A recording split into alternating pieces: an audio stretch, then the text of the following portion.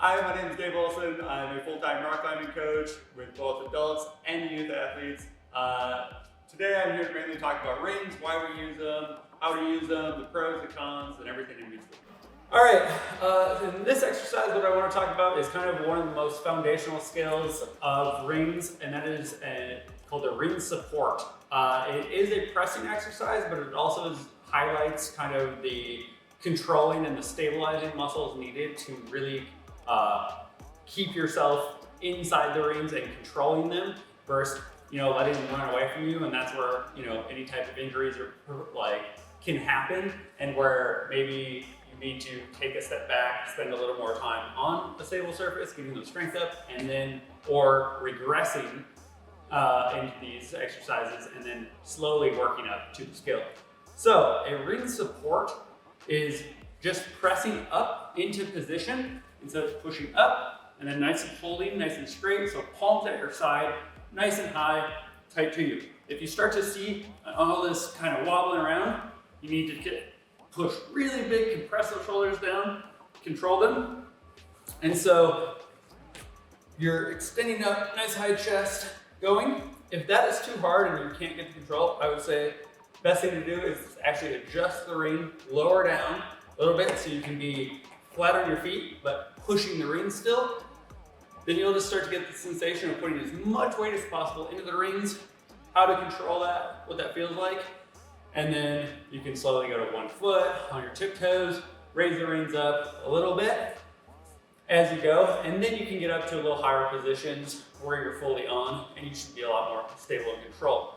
Now, once you start to master just kind of the support of thumbs, or palms at your side, although it looks really subtle, quite a bit more challenging version that you can work towards is just called rings turned out or rings out. And so you're just going to be rotating your palms facing out into there, and that is going to be kind of eccentrically lengthening your lats and your pec, which is going to put them in a little more challenging position, making this quite a bit harder to do. And so what that looks like is just getting nice and tight in, popping back up. Once you get into normal support, then you're just going to turn those rings out and hold. Now this is quite a bit harder to be in, and so you might need to progress the time frame that you're in that. So what I would normally say to some people is make it a goal to hold a regular support. Once you can get that to about 30 seconds and do that for 3 sets or so, or 3 reps, then you can maybe start working into little progressions of turnout, whether that's just out and back ins, or holding just for that 5 seconds, stepping off, and then building time under tension as you go. Anything holding ring turnout for more than 30 seconds, unless you are doing this or you have kind of the preparation of the elbows to do that, I would say just do more reps instead of just more time.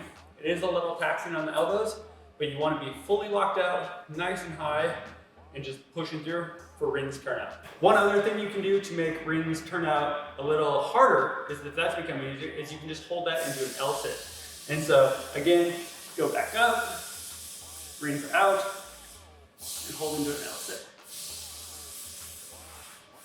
Back down, lower. One thing I would also just note is making sure that your ring height is still always able to safely bail out. Sometimes people have their rings too high, and as they get fatigued, they drop down. They'll keep holding on the rings, and they'll end up putting their shoulders into positions they can't actually enter themselves. So I'd always be able to put your rings at heights that you can safely escape them and kind of bail out of them. So in this next exercise, I'm just going to talk about the classic pull-up, but although we know what a pull-up or a chin-up is, I think one of the subtleties of doing them on a rings is often missed. When we're on a stable bar or a pull-up bar or anything that's nice and rigid, we tend to always do a pull-up, a chin-up, a neutral grip, and we stay in these fixed positions. But on rings, we don't necessarily have to do that. Although we could set up into a normal pull-up position and go stay straight up and keeping our palms facing our direction, or turn into a pull-up, chin-up position and have our palms facing us. We don't have to. The real benefit of a ring is allowing ourselves to to rotate through those muscle groups. And so getting into position where I can get into starting the pull-up, and then as I'm going, I'm switching to the neutral, and then finishing in the chin-up. And so I'm going down, right back through. Letting those rings turn naturally is the true benefit as we're going. Now, like anything with the rings, we can progress and regress it. And so one of the things you could easily do is just lower them enough that your feet can be on, and you're bending and going through those motions. Or if you need to, or you could use a band, put one through the ring, step in it, lighten the load on that. But then if you need to do progressions or anything like that, instead of adding weight to ring or to your body, that's something I don't really encourage for any exercises with rings, is the fact that this is already an unstable object that we're moving. If we're adding weight, I'd rather go back to a rigid surface such as a pull-up bar or a barbell for pressing. Do it that way. Because our prime movers that are involved in that, if we want to strengthen those, adding weight, keep that stable. Because these are little muscles, such as a rotator cuff, not as big, adding weight to that can just expose yourself to a lot more danger and risk. Instead, our progression might be something like an offset. And so that instead of doing the rings level, you'll just lower one of the rings. You can find your adjusted height that you prefer. See if that works out for you. Same setup like you normally would. One hand is now pushing, while the other one pulls. And so I'm rotating right through the motion. High, back down, back up. That's one way. Keep progressing that by getting the ring lower and lower. We're finally getting to the point where you can just do a one-arm pull-up. All right. So the last thing I want to show you is not exactly an exercise, but a fundamental skill of learning how to transition from exercise to exercise, and just another way to load your hand. For both climbers and anyone who's just looking to do rings, the false grip is essential. And what a false grip is actually just placing the weight down into kind of between like the crook of your wrist and your hand, and you're really kind of weighting that through versus just a normal direct grip here. The reason why we do that false grip is it allows us to transition from below the ring to on top of the ring in one motion versus having to try to throw over this, and sometimes can put way too much strain on your wrist. So how we do the false grip and get into it, two different ways I can show you. One, you can either kind of karate chop the ring, so you get right on that crease here, and then you're gonna grab and drop down. That's one way to enter it. I think the easiest way is actually to grab palm facing you, get a nice grab on top of the ring, take grip, and then just rotate it to the bottom until your wrist naturally sits right there at the bottom. And so that way I can go below the ring and hang, and my wrist stays in that position, and I can push on top of the ring, but my hand's not moving, okay?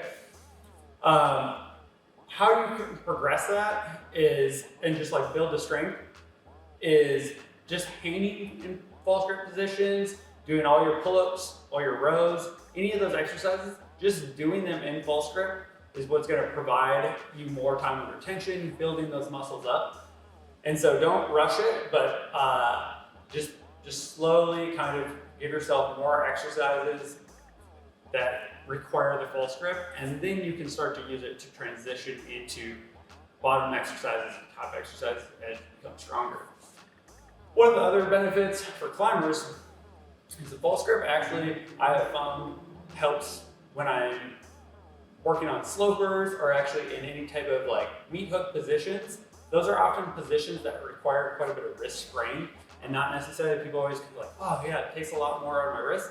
Well, false grip builds a lot of those muscles up, so then suddenly meat hooking and sloper training and anything like that become quite a bit stronger just because we've spent time here in the range on them. So that's another little fun added benefit of ring training. So first off, let's talk about why you use these rings. I mean, there's so many tools out on the market, and there's all these different training apparatuses, whether it is something as simple as a pull-up bar, rings, a hangboard, anything like that. Like, why do we use them? And like, what is their intention? First off, what I want to kind of draw attention to is really establishing the difference between like a bar and the rings. And a pull-up bar, it's pretty obvious initially, but it's just one is stable and secure, and the other one moves around and must be stabilized. And so what's going on in that, like when you start to understand that, is we use a pull-up bar to create a tremendous amount of force and to contract slowly using our big prime mover muscles. And so it doesn't take, we can take longer to contract and put up more force. Within a ring, you may not be able to do quite as much force production because it moves, which is both a pro and can be a con. If you're purely looking for strength gains, a bar. If you're starting to be content with your strength, but you're trying to figure out how to move it around and become more coordinated, then the rings are a good one. So rings help heighten your proprioception and your coordination by learning how to control the rings as you're moving over the space. And so, again, what I was saying with the bar being prime movers, rings are going to actually start to grab into not only your prime movers, but then start to balance into some of your synergist muscles, helping contract and keep those rings stable and tighter to you. Some climbers in your current training program or whatever adaptation you're seeking, you're going to be trying to gain more all-out strength.